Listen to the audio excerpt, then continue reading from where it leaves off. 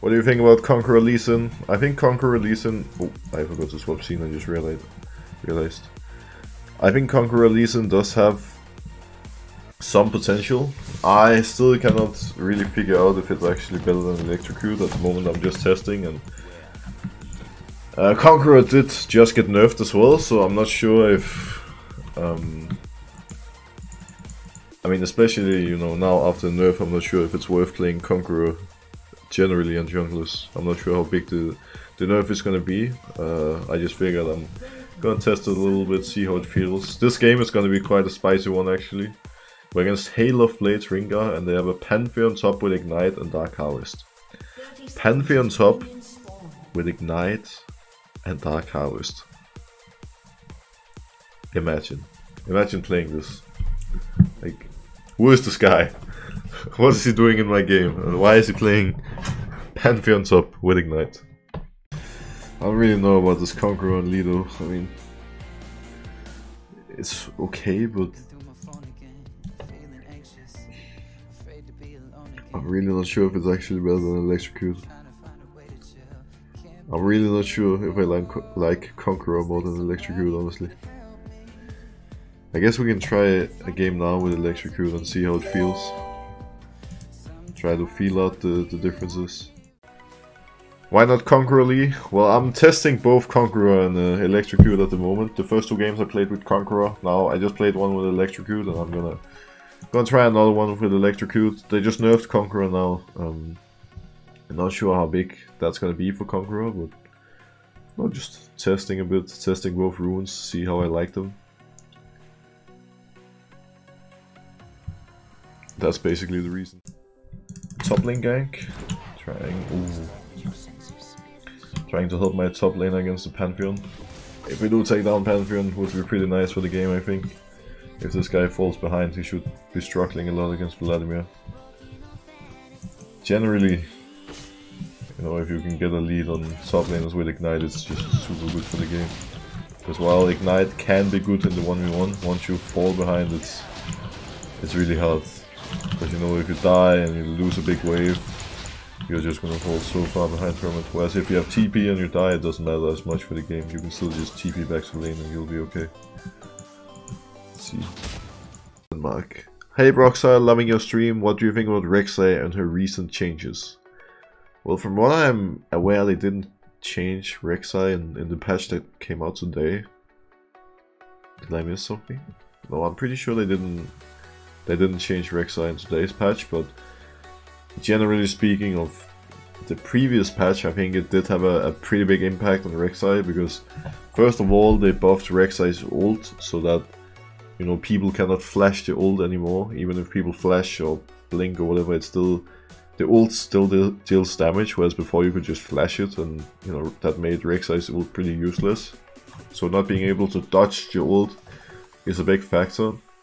And on top of that, you know, the Conqueror buff was also a really big factor. Conqueror coming into play and you know, generally becoming so popular and being so strong had a big impact on Rek'Sai, and I think Rek'Sai is a really good champion. Conqueror did get nerfed this patch, so that hits Rek'Sai a little bit, but I still think Rek'Sai is a good champion.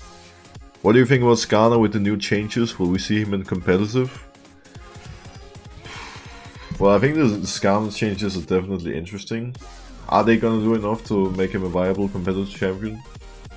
Maybe. I think the fact that you can now do both Raptors and Crocs and still, you know, be in range of the Spire to have the extra stats from the Spire is pretty important. Like in the past, doing Crocs with Skarner was a struggle, because, you know, generally when playing Skarner, if you don't have your Spire, you are really, really weak. But now, almost permanently being able to do camps while sitting on the Spire in his own jungle is gonna be pretty huge for Skarner, I think. And yeah, I'm excited to see how big impact that's gonna have on him. I wouldn't be surprised if he becomes more viable and is starting to see a lot more play again, but is it gonna be enough? Hard to say. Do we have any tips for Volibear jungle? I have to admit that Volibear jungle is not my it's certainly not my biggest field of experience. I don't have a lot of experience with Volibear jungle in general. I don't think Volibear is the greatest champion in the world right now, I have to admit that. So if you ask me, I would just suggest you to play some Lee instead, you know. Lee is pretty fun. Volibear might be a cool champ, you know. But I'll try to get a good Lee game going and convince you to play Lee instead of Volibear. I think that's gonna be better for your elo as well. The chances of winning with Lee are probably, you know, a little higher than with Volibear. But jungle, which role would you prefer to play? If I wasn't a jungler, I would probably play support.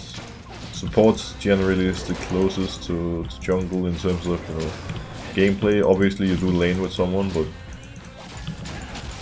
you still have to, you know, what was I about to say? You still have to play around vision and generally try to figure out where to be on the map, and just try to control the game. And I think in some ways jungle and support are pretty similar. Also, when you are a support, you need pretty good synergy with your jungler, because often the two of you group up and take vision together and take control together. And I think my knowledge about jungling and when to group up with the support and these type of things also would, well, I'm gonna smite this and go mid, also would help me a lot in that regard.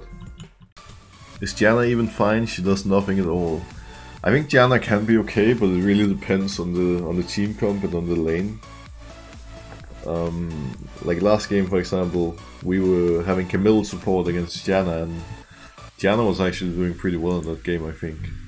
But that's also, you know, partly because of the lane, because Camille support can't really do anything against Janna, right? Like, the only way for Camille to actually play out the lane against Janna is to all in, which is really, you know, unreliable. I think it's really hard to make Camille work into Janna, but you know, there are other cases, like for example Fresh into Janna. I think that's gonna be a really hard lane for Janna to play out, and there's way too much kill pressure on the Janna. But at the later stages of the game, I wouldn't say that.